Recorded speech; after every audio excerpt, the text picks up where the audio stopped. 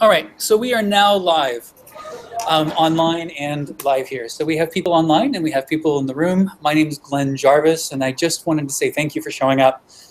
We were just explaining a few moments ago why this changed from just being an online presence to being a place in San Francisco. And it was because one of our members here said, "You canceled my meetup. Don't do that." And I said, "Okay." And he said, "I'll get you space." And he did, and that's awesome. He's that awesome. So I just made him co-organizer. Why not? Hey, go for it. So with that, I think we're going to do more. We're going to build more community. But I want to first get a quick review of what people know and why you're here. So how many people, just with a raise of hands, have actually done EC2? How many people know what EC2 is? Super basic, great. So it's not going to be so basic I have to explain EC2. How many people have used IAM before and created an IAM account? Okay. Well, people will be bored a little bit today. How many people use their root account for everything? They log in as their root username and password and do everything in Amazon. Yes, I learned. Okay, well, this is a basic one today. For those who didn't raise your hand, is this going to be too basic for you? Why are you here? What do you hope to learn today? Just to learn more about Amazon services. Just trying to understand more. I took an online course, but it was good, but I just wanted to have someone to talk to. Okay. So Gary said he took an online course. He knows about this stuff, but he wanted someone here that he can talk to. So that's great. Gary, but I don't use it or just work. So the question is, I can get it to work, but is it right? Is it the right best practices? Actually, that's good. I think I can help with that some today. That's really good. And was there any other hands? Anybody else want to jump up and say yes? Why they do it? Okay. We're doing a quick introduction. Just so you know, we are actually recording online too for those who aren't there, who aren't here today. It's a little lighter turnout because it was originally online, and if people can stay home on Saturday, I think they will.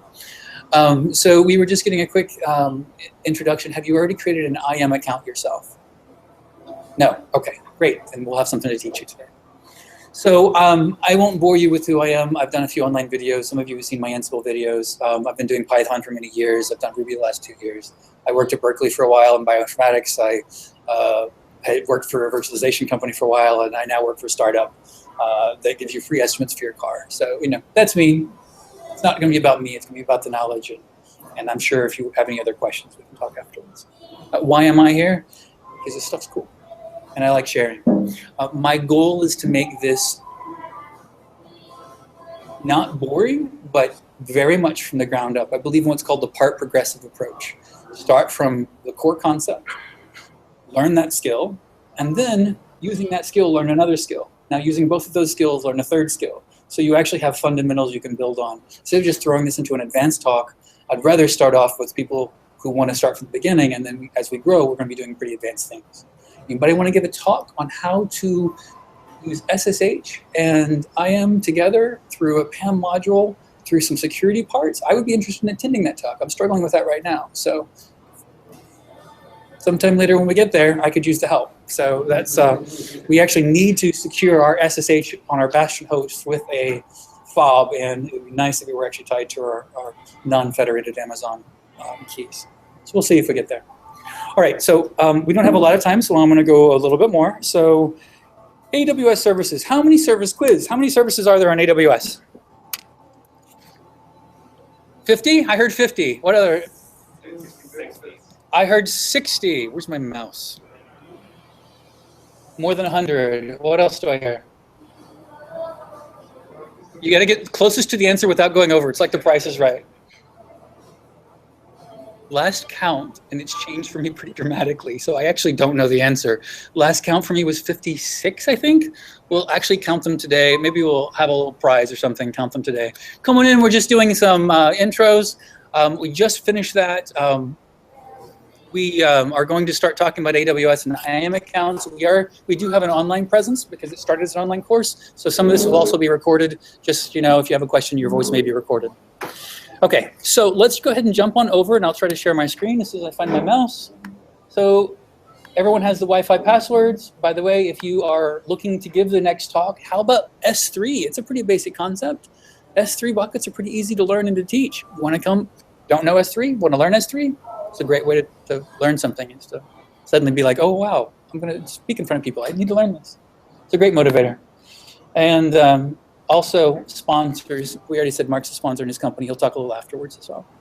All right, so let's just jump into Bob and the AWS services. So I need just a moment to center myself. I have two screens here, and I'm broadcasting, and I'm a little discombobulated.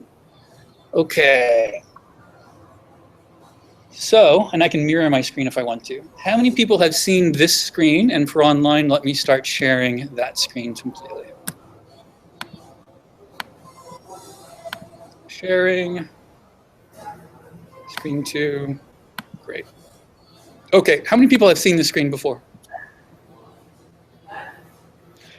Yeah? It's a brand new screen. I was doing some basic demo last night. I'm like, this is all forward. Oh no, my talk, they've moved it. Amazon changed it again. This is the new Amazon West Coast screen for everything. It's actually all still there, and we'll actually still move into what you're used to seeing. But look, there's an EC2. Look, there's an IAM. And all your services are still here. I think we can hear you now. Okay. So if there's an echo or something, we can mute. We might ask you to mute if there's too much of an echo unless there's a question. Okay, so compute.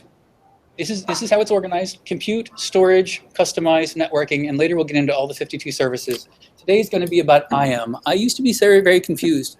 AIM, like the account for AIM. I don't know why, but I could always get confused between the two letters, A and I. It was like, it has an M in their last, but is it man? And then I suddenly realized I am. I am a user. I am the person. I am. And that's actually how people call it. So for me, I used to get it mixed up with OAMI as well. It's the same letters, yeah. So IAM. When we're talking about IAM is about user accounts. By the way, this is geared for very beginning intro stuff. So if you came here looking for an advanced talk, Thursday was cool. Today is about all for the beginners, and that's what we're going to start with. All right, so a root account. This is actually a root account. I'm going to have two of them. One will be Bob, and one will be the administrator. Okay, so on my Chrome window is Bob. I'm sorry, my Chrome window is the administrator, and that's this one right here.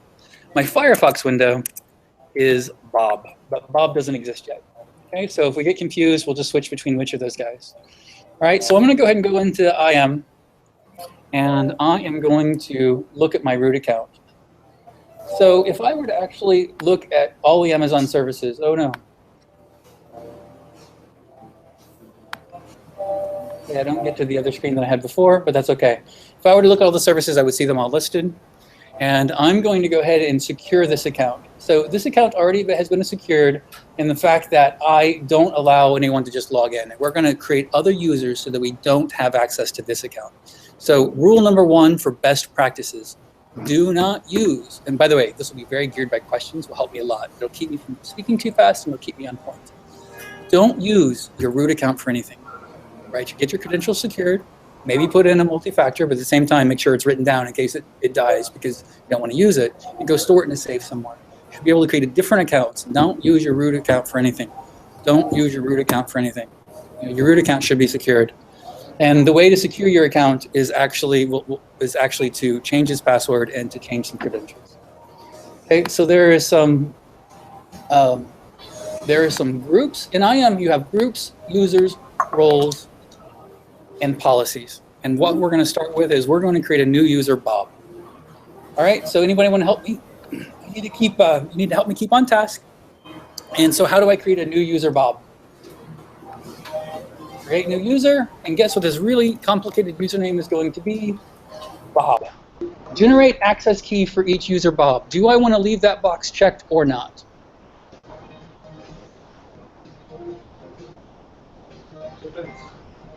I hear a yes, I hear a depends. Come on, dissension in the ranks. Someone disagree. I want to have some discussion.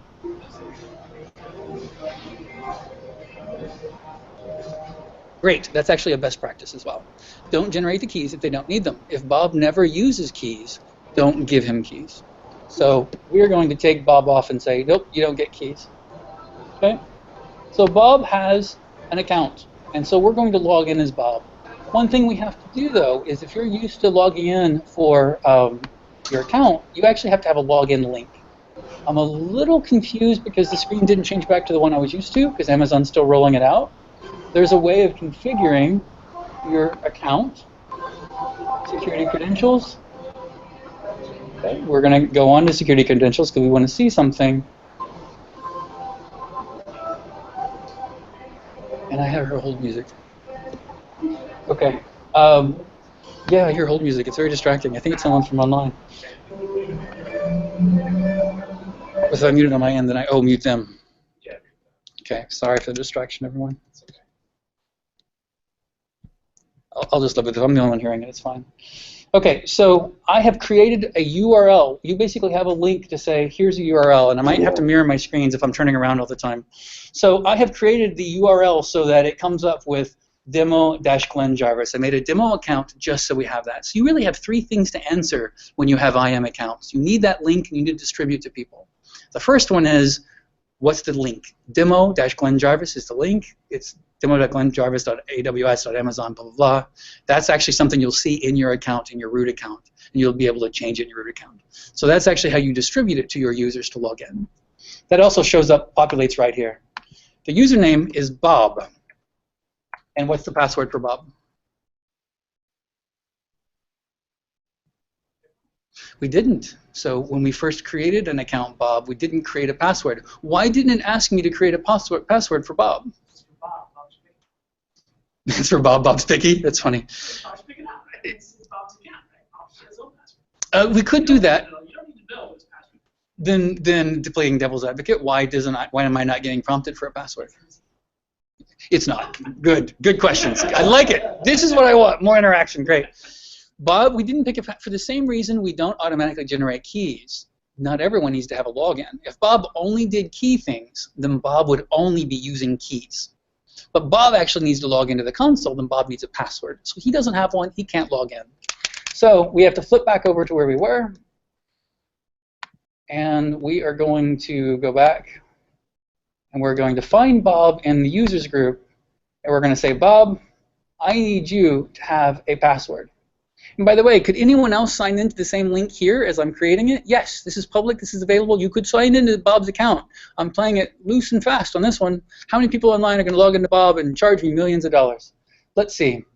So, manage password, assign a custom password, and I'm going to use password1. That's a very secure one. Password1. Oh, not really. In fact, you can actually modify. In that same screen I couldn't get to a second ago, because it changed and Amazon changed at the last minute, there's actually a screen that tells you how to manage your password policy. If you'll help me get there, we can do that together. I originally was going to be just password. I was going to show you how to say, oh no, now how to make it stronger and require a number. But I already did that, and I'm already going over, so I'm just going to say password1 and skip that part. So now Bob has a password of password1. Apply. Oh, did I say force to change? Good, because I don't want him to. Now, all of you theoretically could, what? You're right, we do want him to. In this talk, we're trying to show you what's bad. But you're right. In the real world, password1 is probably not the best password to give Bob. All right, I'm going to sign in with Bob. Everybody online could now be hacking me and could be charging me with all kinds of stuff. We are showed that we're exposed. Why am I not sweating bullets now? Well, I am actually, because I'm giving a talk. But why am I not sweating even more bullets on Bob? You don't have the URL to log in. Oh, well, I can show that. Let's assume it's right at the top here. I'm going to get up from the screen for a second. So Amazon console, wrong one. I'll flip back to Bob's screen. I'll log out of Bob. You'll see there it's demo-glennjarvis.aws, and it's easy to distribute. And let's see, someone online could have seen it. I'm not worried about the URL. Let's assume they can get it. Why am I not worried that people are actually? I would be funny, but terrible if they actually were right now. But why would I not be too worried that someone's starting up mega database instances for Bob? He has no permissions yet. Bob can't do anything. Let's try. Can Bob log on? Yeah, he can log on. Let's try to look at, is this Bob? let's try to look at what Bob's doing.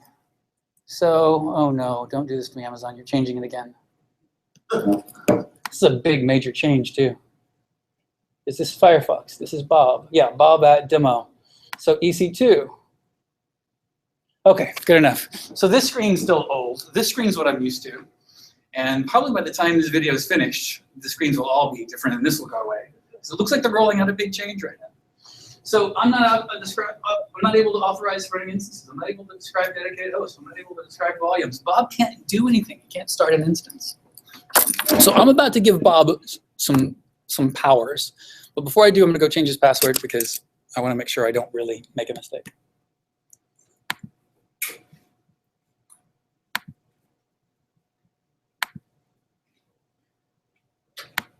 Whoops, sorry. Maybe mirroring my screen might be easier. All right, so manage password. And this time I'm going to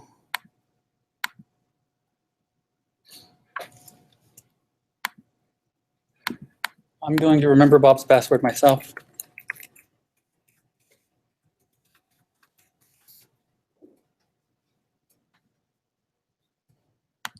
And I'm going to log out of Bob and log in again. Can you force anyone to be logged in while you're logged in? Put his password. Yeah, you know, it's a very good question. The question was, can you force him to log out now that we've changed the password?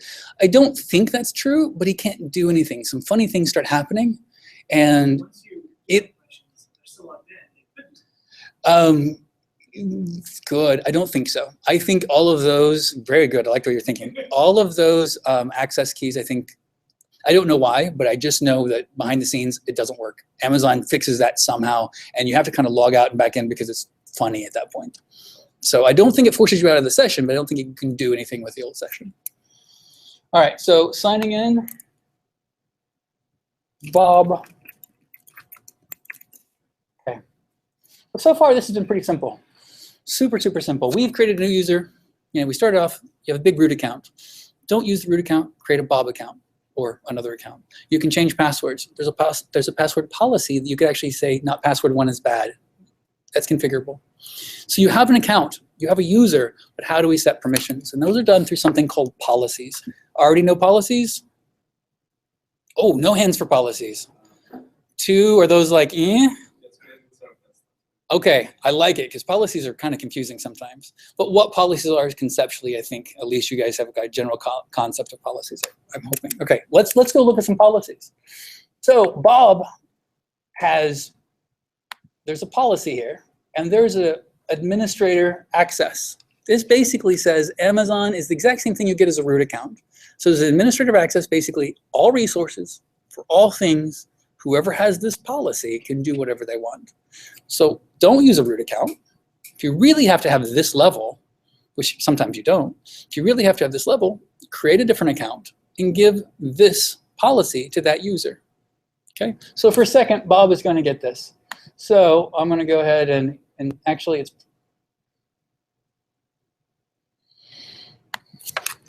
Amazon security, very good. That's what you were referring to. No, this is my actual root account. This is the root account that I was doing things with, and it's forcing me to log out. So because I did, I think, a policy, and I have to wait for my multi-factor 1 second. And if this doesn't work, I will have egg on my face. Or someone may have signed in. It's possible, actually. But Bob doesn't have permission yet. Yeah. Okay, so it was because it had a policy. So this is a policy. It won't matter with the details yet. I'm not going to go deep into policies. But basically, allow effect, actions, start absolutely anything you want on every resource possible. So it's the equivalent of an absolute super process. So we are going to give that to Bob for a few minutes now that he has a different permission. So I'm going to go into users, looking for my mouse. Let's find Bob. Bob, let's actually put him into, attach a policy. Policy of administrator access. And now Bob has absolutely everything that he needs. He's attached to the world. So now if Bob in the Firefox window goes to look at EC2 resources, can he see, yes, instead of getting error messages here, a few minutes ago we were saying error, it wouldn't even show us how many running instances were there, much less start one. Dedicated host. volumes, key pairs, placement groups, elastic IPs, snapshots, all those things Bob can see now. And theoretically, whoever owns Bob's account could actually just start, up and start using it. Yeah. Would you be able to change the data in the model directly and change his configuration, security configuration? Yes, you can. You can write your own policies. There's a whole science of that, yes. In fact, there are 2 great videos I will recommend at the end, which I forgot to bring links up for. That you made the one that was recommended with you. Oh, that one was how to use EC2, just so you understand what EC2 is. What I'm talking about are 2 videos, with great questions, by the way. 2 videos that came from Amazon themselves. Amazon's conference have 2 talks about how to write really good policies and good good working practices for policies. So we'll get into policies at the very end, but we're not going to go to that level. Most engineers on a commercial basis go into the object and work in the object instead. They go in, well, it depends. If you already have a policy, there are 2 different types of policy. Great conversation. It takes me off my original tack, but I like it because I think this is better. So there are 2 different types of policies really quickly. So if I were to go look at policies, you'll see that there are some orange boxes right here. Okay, I don't need this box. You'll notice there's an orange box here, here, here, here. All of those orange boxes are policies that are managed by Amazon. Amazon gives those to you and they're very common. I could write my own policy. In fact, I'll even make my own admin policy just because I'll copy and paste from one of those to show you how we do it. And it will show up here as a policy without having an orange box. Those are my policies. You attach policies to users and resources and things like that. It'll have a different icon or no icon? It'll have no icon. Okay, so that's it. Policies are a way of permission. Good. Users, root account, everything, but because by default has that. Users are individual people who don't have anything by default or denied everything. You can actually attach policies to different people to have them have things. Bob currently can do everything. Bob's only going to be doing EC2 though. So, and for those who just came in, I keep talking about this person, Bob. It's a fictional person who's been created. Oh, go ahead. Wi-Fi password is? I'm sorry. We had it. So the person who creates, the Bob is a fictional person who we've made to create we're going to play with his policies on. So Bob can Bob do S3 stuff right now? What do you think? I have a vote for no. I do love polling the audience, not because I want to make you feel bad, but it keeps it more engaged and it kind of helps me see what people understand. So there's a vote that Bob cannot see S3. Does everyone agree with that vote? That he can still but there's a web console. You don't need keys for that. Oh, I see. So You can still upload things in the web console. It doesn't have to have it. It doesn't have to be S3 CMD. It could simply be just using the console and downloading important data. So what do you think? Yeah. I'm sorry, same thing. Gotcha. So let's find out. I like it because it forces the thinking of me just blabbing, but more of like, I don't know, let me think about it. Let me test that theory. Let me see if it's true. You can see it because you're given all the resources. I have a vote for the answer is yes, because he can get all resources, all actions allow. And let's see. Let's test that theory. It sounds convincing, but I won't believe it till I see it.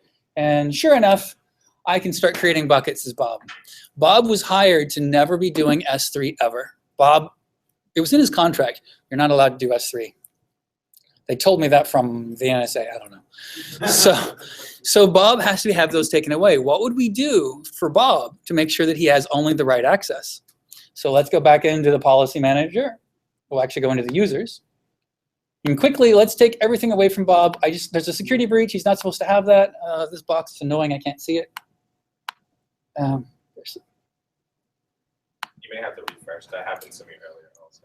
Yeah, just to let everyone know, Amazon's rolling out a new web interface as we're doing the talk because that's how it works. And I'm not talking about like the normal little rolls out where they change the menus. I mean, it's completely different in some areas. So I think there might be a glitch or two that we'll have to work out. Did I create the account? For, I created this account last night. That's the reason. Yeah. Because I have the old account and it's switching. Yeah, yeah. My other account wasn't either, but I started noticing it was starting to slip into some of that one too. All right, so in here, Bob basically, let's go and look at Bob's policies. So again, policies. So we have users, we have policies. Security thing. I need to be able to take out Bob's permission, so I'm going to detach his policy. He's no longer attached to that policy, it's gone. Now he can't get to EC2 though, and now his boss is complaining that he's sitting around looking at cat pictures. So we've got to give him the right policy. Someone help me here. So I'm going to attach a policy, and then what? Search for EC2, good.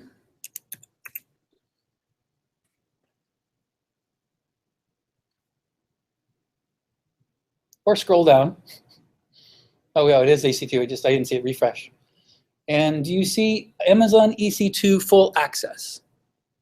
So I'm going to go ahead and give Bob that policy and attach it to him. So now Bob is really an administrator to EC2. And this is why I wanted you to have an understanding of EC2 so you knew what I'm talking about when I say, hey, you know, there's an EC2, what this thing is. He can do everything in EC2. What does that policy look like?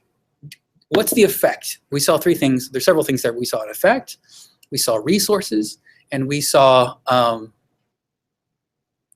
we'll see. So EC2 can allow every resource. Allow Elastic Cloud Search, cloud stuff, because that's what Bob needs to do to use EC2 as well. Allow CloudWatch and allow auto scaling. So even if Bob had EC2 everything, this top one you think is enough, really, there are a lot of very subtle things with Amazon policies that can drive me crazy. I have gotten 15,000 more gray hairs simply because of policies from Amazon. I'm not joking. Amazon's policies, you have to understand what their API is doing, because this is actually every API call inside. So if you understand what it's doing, then you'll understand the policy. But today, it's much more about, hey, Amazon told me EC2 everything. I'm going to trust them that this is the right policy. Was a question? And that's a reflection of that policy. That is that policy. That's the entire document. So the policy, it starts with the version, because some things have changed and you want the version so it knows how to actually act. The statement itself is an array of, or a list, depending on your language. It's really JSON, so what is JSON, array or list? Array. There's a keyword from Amazon as well. Yeah, and there's a key value pair, a hash, or dictionary, depending on your context here too. So the action will be EC2. The effect will be allow. The resource will be a star. The effect here, another one, will be allow, action, Elastic Cloud Search, resource will be star. You can do everything with those things on the stars. So EC2 really includes the auto-scaling API. So it's better to use their policies instead of trying to write your own, because you don't know these things until you can figure them out. And I'll show you some tools to figure them out later. Okay, so now Bob should be able to, we've attached the policy. He should still be able to see S3. Agreed? Who agrees with me? Raise your hand, please. So Bob can still use S3, right? I see some naysayers in the audience. You think so? Have I what? I did, didn't I?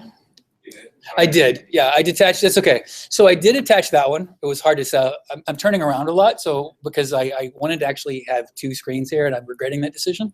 So I'm turning around a lot and it's hard for me to sometimes see it, but I did detach it earlier and I attached the EC2 one. So again, I'm not trying to make anyone feel bad. I'm just trying to engage you so that you can actually like say, is that true or not? And then refine our understanding. So EC2, can I actually see EC2? Bob, and the answer is? Very confusing.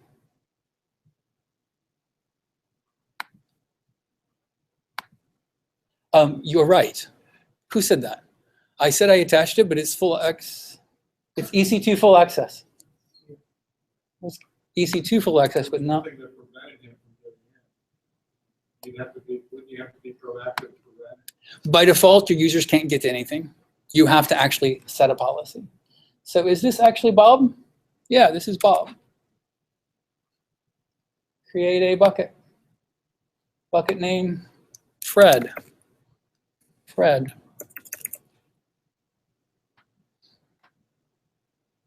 Aha. The API is very confusing because what you don't realize is the web front, like if you only have access to EC2 and you actually go and load the web page, how many icons do you think you'll see? Just the EC2? That's what my instinct is, no, you see all of them. And that's just how it works. So it's only when you actually try to make the API call that you actually see the error, which is very confusing. Amazon's not exactly the best UI in the world, but their services are pretty good. So for those who can't see, it was, don't have permission to create the bucket. It looked like I had access, but I really didn't because I tried to create the bucket and then I got an error. So Bob can't do S3. He thought he could, he can't, his job's secure. Right? He's just an EC2 person. So now what we need to do is we need to basically say, okay, great, Bob can do EC2, but Bob's just hired a big team. He gets, and you're gonna have to help me with this because I'm gonna make a mistake, I think. So be my pair of eyes and catch me when I make mistakes turning around.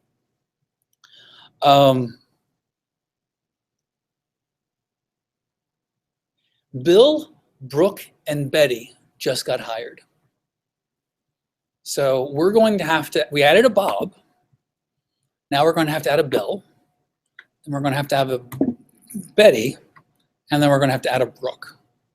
So let's do that really quickly. All right, so new users. Create new user. Okay, well this is good. At least I can have some level of typing several things. So I said it was Bill, Brooke, just to keep it the same as what I typed earlier with an E, and Betty. So I'm creating, do I want to generate keys for each of those three people? No, I'm not going to use the keys. Just because the checkbox, Amazon has it checked for me doesn't mean I want to. So there's a little checkbox around here that says, generate an access key for each of the users. Bill, Brooke, and Betty will only be doing things on the interface online. They're never going to be using the keys. So why does Amazon automatically check it for me? I don't know. Well, yeah, that's true. That's true. And it doesn't give me the password. That's actually a good point. Maybe they're just trying to push us there. Not, but it's a little more. You're right. It's a little bit more of a boring video, though, if I'm going to just look at command line interfaces instead of a web page. Yeah, go ahead. Oh, great question. So, no, don't forget. I'm trying to make sure that I don't go into these advanced talks. Today is supposed to be about core concepts. And that's a great fundamental core concept question. So Amazon gives you a username and password so you can log on to the web interface and do things. But what if you have a program? You don't want to put your password inside of a program. So instead, well, they have lots of other things like roles, which we won't talk about today too. But they give you another option where you actually say, here's a key and a secret key. So those two things together are like public and private key kind of stuff. So you have a key that's like, okay, these things are what you can do to be able to put into your program. How many keys can a person have? I love trivia today. How many keys can a person have on their account? And the answer is, who thinks 5? Raise your hand. Who thinks 1? Who thinks 2? If you don't know me by now. Best practice? Huh? Who is the best practice that you could have? I don't believe that's true. I could always be wrong. I think you can only have 2. I've always room for that though. I only read that and I saw that before and I've only been able to create 2, but I leave room for error here because I make them a lot. Why does Amazon give you 2? You have a program that's running and you suddenly have to change it. Oh yeah, well, if I just delete that key and something breaks, oh wow, well now I can't go backwards, I can't revert, and my boss is mad and I get fired. So instead I can make a new key. I can put the new key in the program. I can deactivate but not delete the old key. And then my program's all working and then I can go back in and delete the first key. And that's why they give you 2. The idea is you have a rotation. You don't have to have 2, but you should really only have 1, but if you have to rotate, you can put the second one on. So they're equivalent. It's not an administrative one and a user. Yeah, they both tie to the user. But it's a lot easier to put a new key on account than it is to remove a password that, if you rotate keys often is a good working practice. Rotate your keys very frequently. Don't put passwords in a file. It's easier to put Amazon keys and passwords. So is the password supported? They are both 2 different ways of accessing. You're using the password to get into the account for the web page and using the keys to access things through an API through like the web programming. If you change your password, your Keys are fine. Keys are fine. They're both accesses to your account. In fact, you want to change your keys a lot and not have to change your password, or change your password a lot, because it's also a good policy too.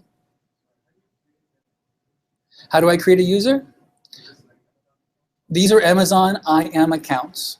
So we created a first user, Bob, by going into IAM, Amazon Access Management, click the Create User button, and we typed in the fields to create the user. Okay, so I'm not doing bad on time, but I'm not going to have a lot of social stuff, but we're doing all right. So what I did is I typed in, click Create User, and now I'm going to type their usernames, and now I'm going to click Create User. But I'm not going to generate keys, because in our access, we're not going to use them today. And a good policy is not to have them. All right, I also haven't given them login access, but that's not as important for me right now, because I'll just have to show you. All right, so now I have how many more users? 3 more users? I'm going to have to, I guess, attach Betty to the policy of EC2, and then I have to go actually do Bill to the policy of EC2, and that starting to seem a little redundant. Anybody have an idea?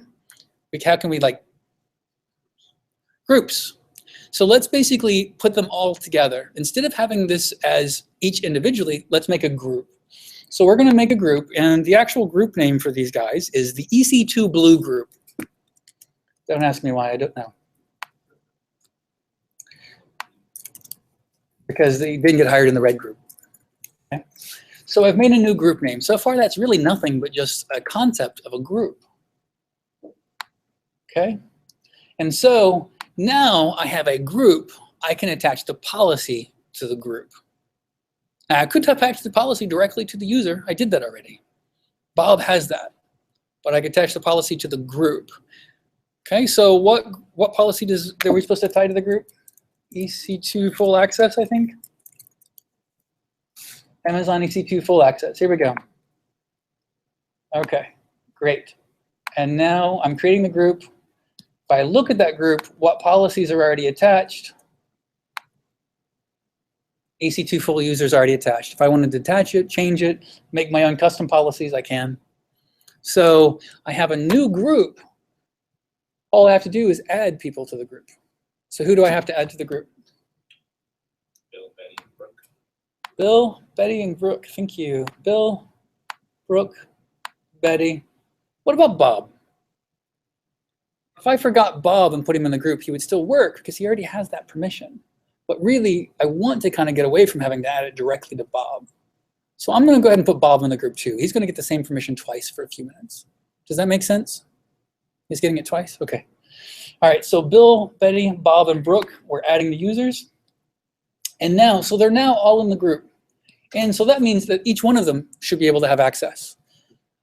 Just for time, I'm not going to go and change one of the user accesses and log in and do EC2 like I planned on. So just trust me that it's right. That you should never trust anyone who says trust me that it's right. But if I were to pick, let's say, Betty, and I were to go change Betty's password, and I had to log in Betty, she would be able to get into EC2, but not get into S3. Make sense? All right. But I do need to do some cleanup because, you know, later they might actually change. EC2 group might suddenly become, they might actually be the SQS. It's a queuing system in Amazon. It might be an SQS group and not EC2 anymore. They might have had a shuffle in the company. And then Bob suddenly be like, oh, I can still use the old stuff because we didn't clean up Bob's second permission. Even though his group might have been changed, he wasn't. So let's go into Bob. Users, Bob, and let's detach this policy. So will Bob be able to still get into EC2? Yeah. Yes. Yeah, because he's getting it through the group, right? Does that make sense? How are we doing on these ideas? It wasn't going to be a lot today. I just wanted to throw a couple of core concepts at you and just, you know, you can, for example, if you're only going to be using EC2, don't give every permission from your root account. Just give yourself EC2 and make a different IAM account. Don't put everything in the root account. Make your own account and limit the permission. The least amount of privileges as possible is going to make it more secure and keep people from actually racking up a big bill from your account. Okay, so if you get hacked and someone can actually run a bunch of Bitcoins mining system on your account, they made money and you lost money, and probably not the same amount of money as well. All right, so we got funding, we got hired, we did great. The blue group is up and running. So now we've had some great questions in the back, and it is, I need to change policies. Now, I wasn't going to go into writing a policy today, but what I am going to do is actually create a different policy, just copy and paste a policy to get the same name out there. So let's go copy the EC2 policy. How do I get there? Well, it's already right here. And if I just look, I can copy it. And now I'm going to go into policies and create a new policy. I can't see.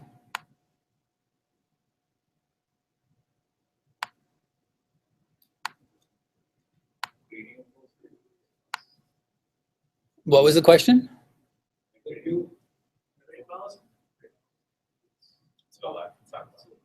Oh, great. Oh my gosh. I'm the kind of, this is why I ask for help. I'm not just really trying to, sometimes I really just don't get it. I'm the kind of person who you look in the phone book for the number. Phone books are this old technology where you had a big book with paper in it, and it was yellow usually. Fair enough. So, and I would actually like, this great big ad was right there, but I couldn't see the number because I was always looking at the details. I'm a little bit detail oriented. Okay, so create a policy. And I'm going to create my own policy. And I'm going to paste the policy document in. So this is how I answered your question in the back of the room of creating my own document. As I just created this, this is what I did, is I just created my own document here by creating a new policy. And so I would just go ahead and I'll give it a description for the, no, this is a document for all of the permissions that a person needs. So you can have different permissions inside of a policy. You can have only one permission in a policy. It's very configurable to the point that it's confusing. But very, very configurable. So I'm going to allow this, and there's a whole, I will send links out afterwards on 2 recommendations for writing your own policies. It's about 2 hours talks, two 1-hour talks, but it's well worth it. So I don't know, and then some description, and I'm going to say blue team EC2. Can I change it so that the resources are only going to be blue tagged EC2 instances? Tags that you put on your instances, so that only they can only change the blue ones? Yes, I can. So this is very configurable. The details will not come today. All right, and create policy. And so now, if I were to scan down this list, I should have picked something with A instead of B. So I get for changing it on the fly. Yep. So here's where your icon's missing. We created our new permission. It shows up on the list without the M. This is the Amazon policy. This is the one that I created. And that's kind of it. I actually also had some stuff set aside for how to make keys, how to use the CLI to type things on the command line to use the keys, and to be able to show how it doesn't work. We don't have to go there unless there's an interest. Your time is valuable as much as mine. So let me just leave it first open to questions. What do you think? Honest feedback, it's okay. Did it help? And if we still have time, those interested, I will drill in and we'll actually do some AWS key things in real life. Yeah. If they have IAM permissions. Oh, and if you give, I'm sorry, I answered a different question than you asked. A person who has their own console can create their own key. Yes, if you give them permission to do so. There is a way to say they can do that themselves. But and some people will do that so that they can, as a security measure, they can rotate their keys more often instead of forcing you to do it. Any other questions? Good question. Yeah, that policy will be implemented from the board account. So let's say I'm the admin of the account. Can I force that down to you to change your key? Yes, so that's what you're doing in a sense. Is like if you're, can you force someone's key? Yeah. You can. Let's just rotate someone's key. Who are we going to pick on today? Betty? Betty. All right. Sorry, Betty. So we're going to Betty's account, and Betty doesn't have a key at all. So let's first give her one.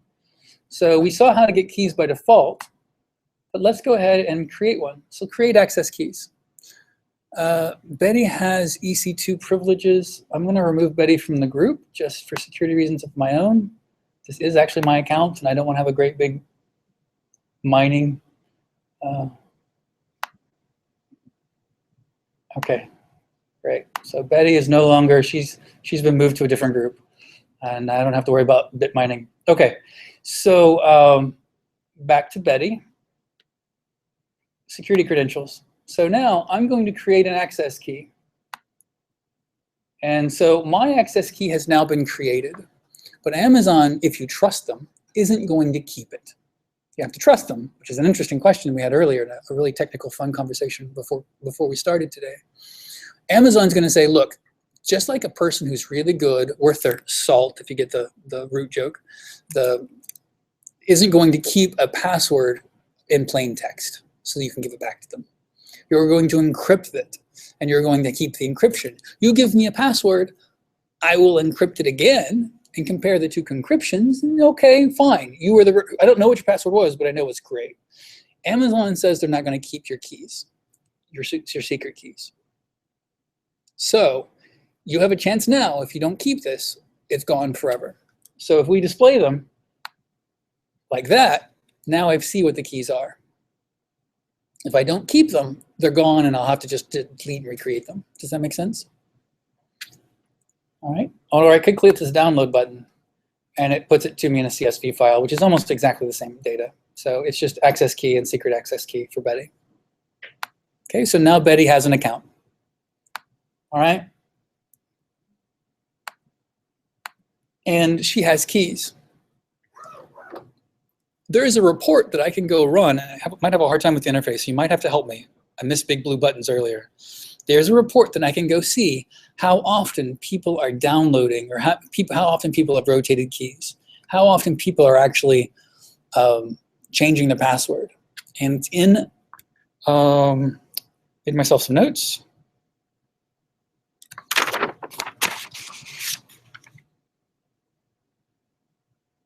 Right, I don't see it. So I'm going to go ahead and in the main security account, so let's go up here for the demo, security credentials, and I missed it earlier when I was looking for this, so please help me.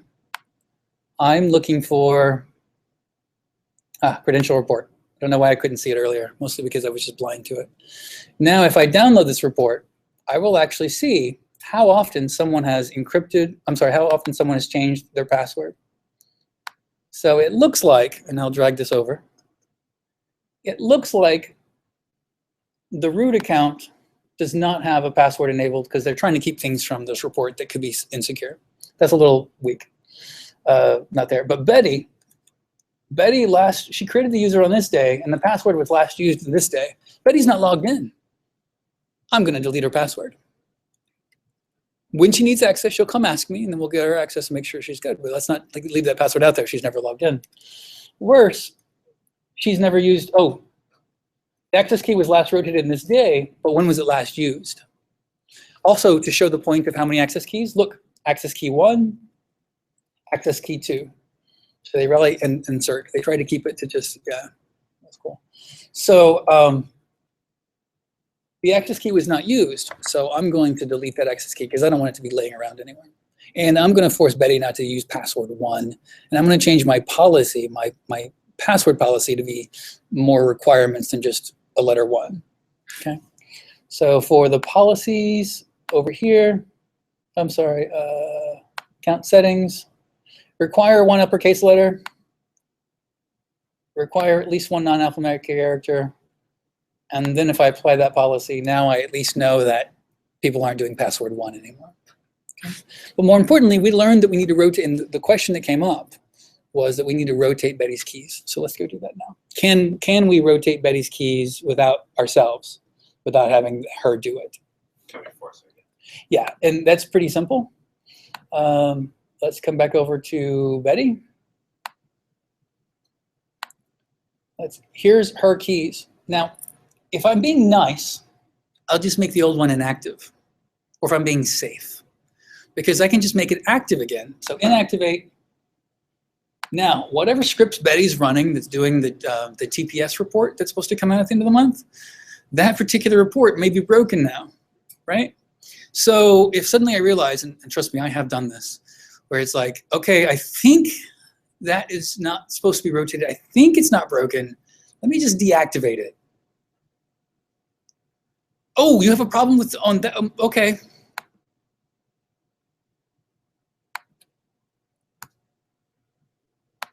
Can you try it again? I just want to make sure this is still working. And sure enough, it was that key is still active. Now I know what it's used for in a sense. We don't want to delete that. Or better yet, we'll force the rotation. We're going to make a new access key. So we're going to create a second one. We're going to download the credentials. We're going to show them. They're going to have access to them. Now for that particular access key, you have a new one. The old one's made inactive. And so they have a new one. And you know what? I'm going to test something. Ah, okay, cool. Just to make sure. So I was doubting myself for a bit. Okay, so now we have one new access key. We know what report broke it. Now they can go change it. And once everything's back up and running, that we're all happy that that's working for a while, up to you and how long, we'll delete the old key. And then we can rotate it again later. Does that answer it? Other questions? Those are great questions, by the way. Yeah. Or using the API. So what normally people really just create an account and using the generated key for application. You were asking best practices earlier. To repeat the question, to make sure I understand it too, is in the real world, don't use a password, but use API keys. But they really create an account for.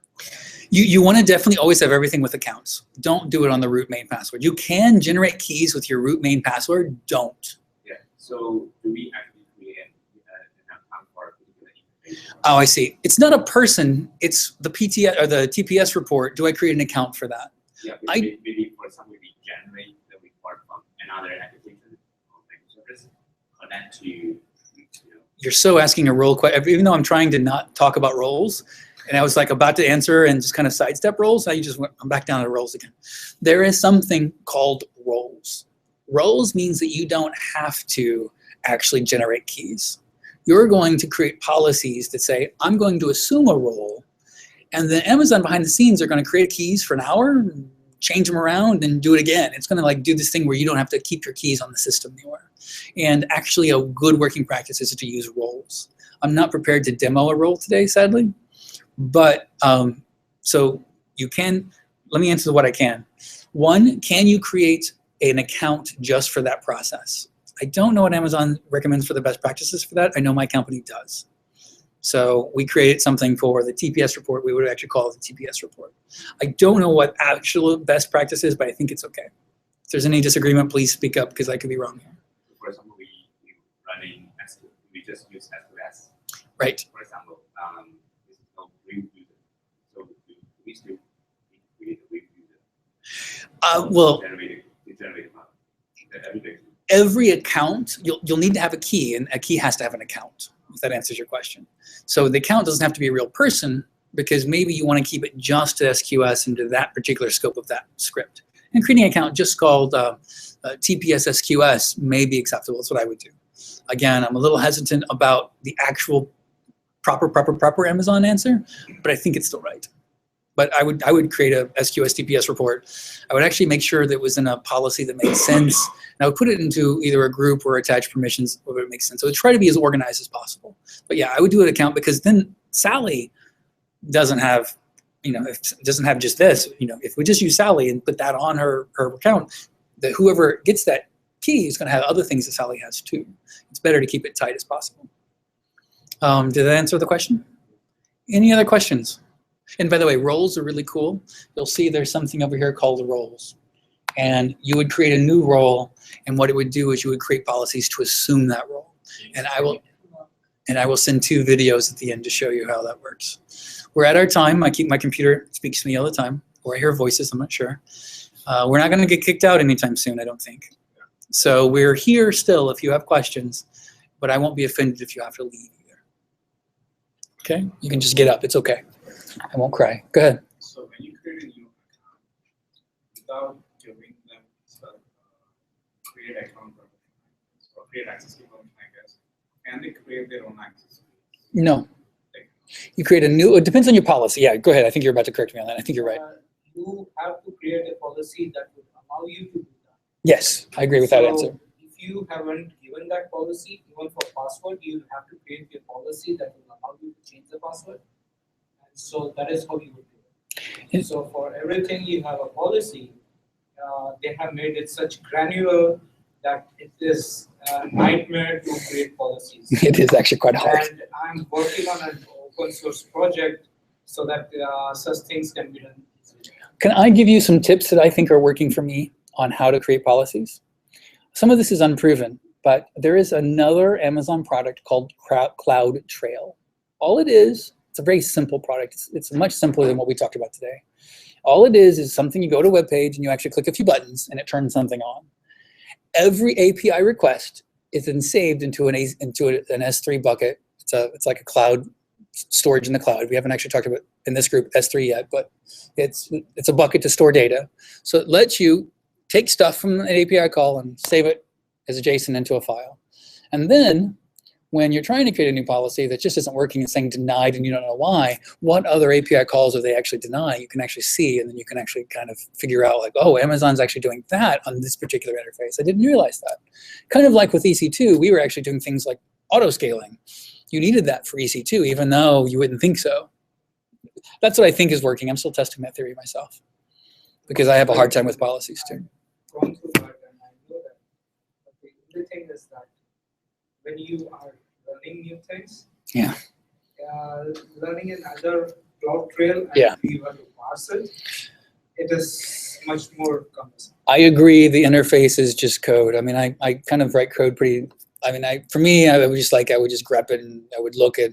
But yeah, we're talking about code level stuff at this point. So Amazon's they're good at services. They're not so good at making web pages necessarily or interfaces. Although it's not terrible.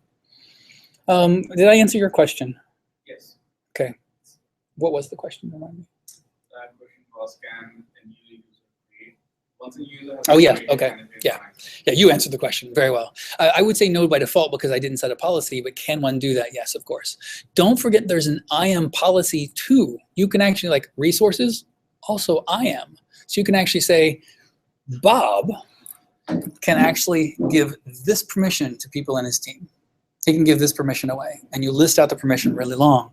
And so Bob, he can't change passwords, but he can actually say, oh yeah, you get that code, you get that permission, you get that permission. So he can actually do that. So you can policies down to a really strict level.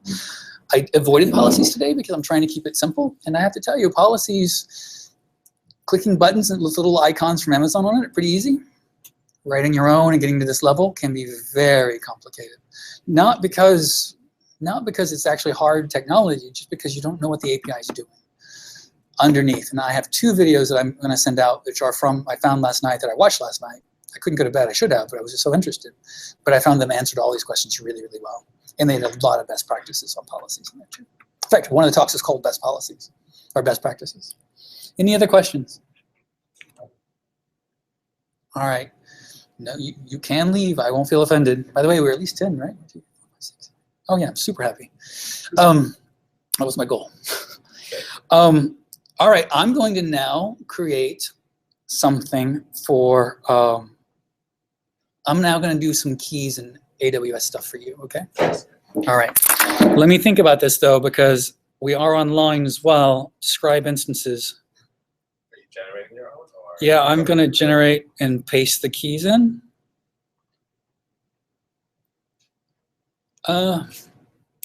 Just see who's online right now, because I will delete all of this within 5 minutes.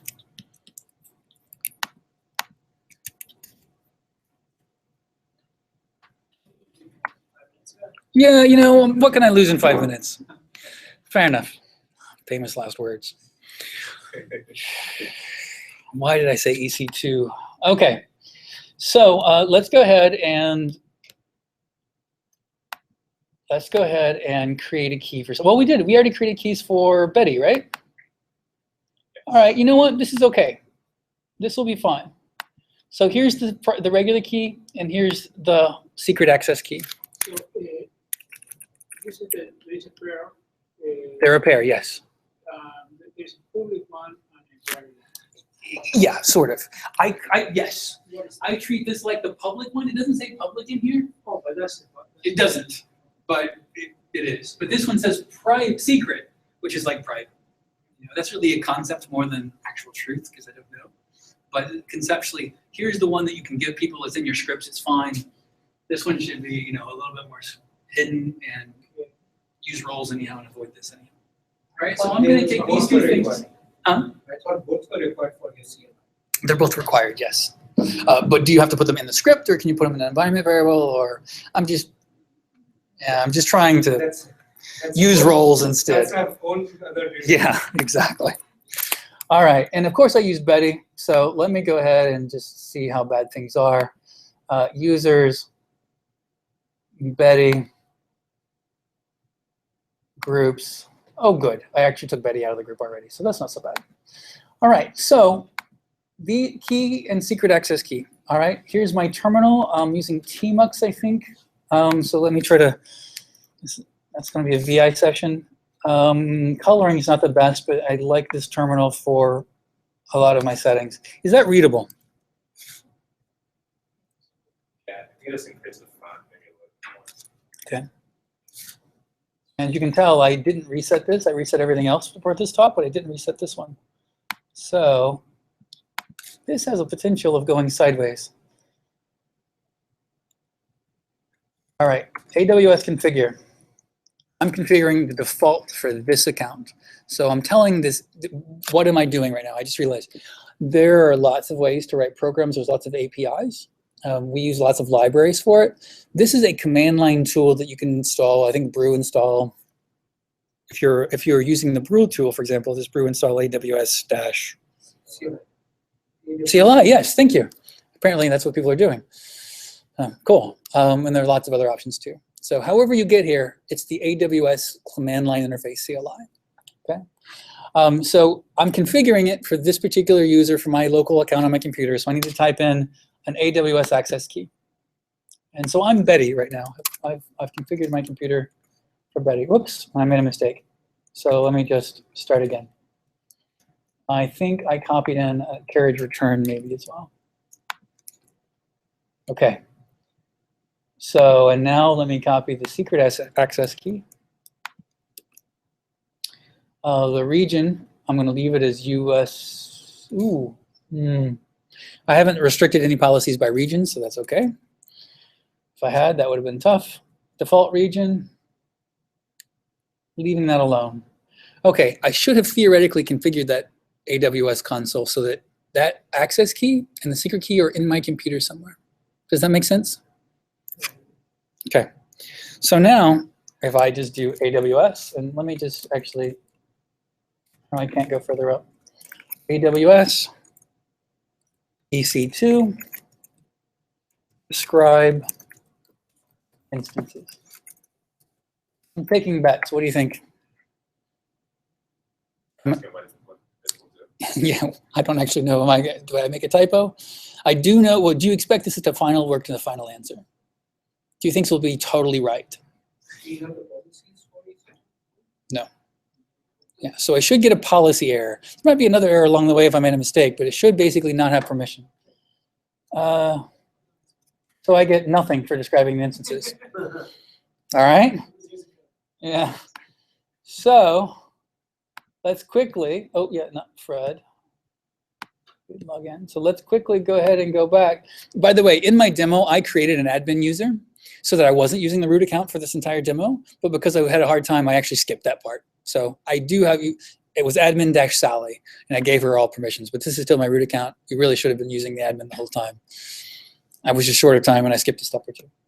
All right, so let's attach a user to, let's attach, wait.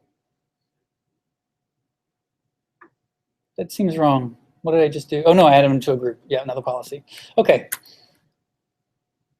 I thought I made the group blue group or something. Are you creating the No, I didn't. Okay. I'm trying to give Betty permission to SSH? no, just to describe the instances. Oh, I see. So, do I get a different response here?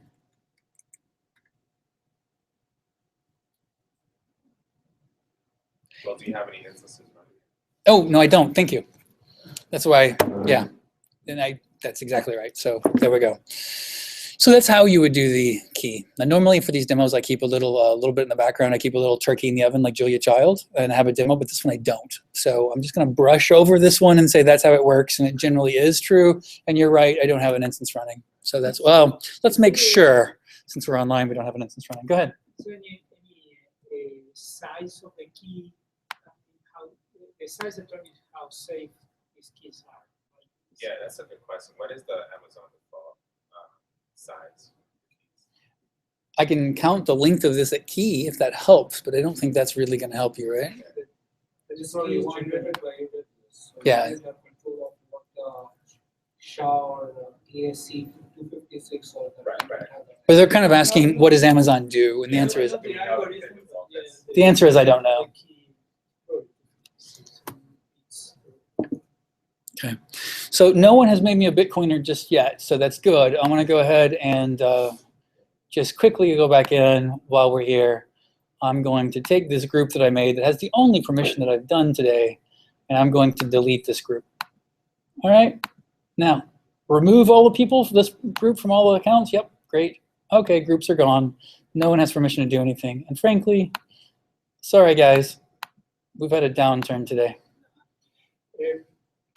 The part of the hackers trying to run Bitcoins is just a funny example. Yeah. Or is It's a funny example that I'm broadcasting this online and recording it. So if I were to give permission to an EC2 instance and an Amazon key and an Amazon secret key, theoretically someone could start an instance, do something, install software, and do things. And so I'm trying to be helpful and not overly secure to be helpful, like this will be helpful, but, and I delete all those accounts too, because now the recording, it doesn't have anything regardless. Oh, I'm sure there are. Yeah, Amazon all the time goes through security stuff where people, this is why we're saying don't use your root account. Make the least, if you get compromised, make it secure. The smallest thing you can have. One more that I would like to mention. Sure. There was a startup, and their keys somehow intruders got into their account. They encrypted all their data, and they were trying to get money from them. That works. Surprisingly, that works. No, and it happened in real life. But did the company yield the money? Not, but then they could recover from it and they could. Yeah, I've heard of such stories before. The data was in Amazon. No, they could not decrypt. So, at the end of the day, we're in a world where people are getting more and more about convenience and less about security. And I have heard more stories this year about health insurance policies being broken. The IRS, what's the story about the IRS this year about tax refunds? They had a hack where refunds were actually not being, basically a lot of people's info was exposed. So that's all I have. I know we're over almost by 15. We can socialize as much as you want afterwards before our awesome host and co-organizer kicks us out. But feedback. I'll go ahead and terminate the call now. Send email feedback, Glenn@glennjarvis.com. I'd happy to hear it. I love sharing. Take care, everyone. Oh, everyone.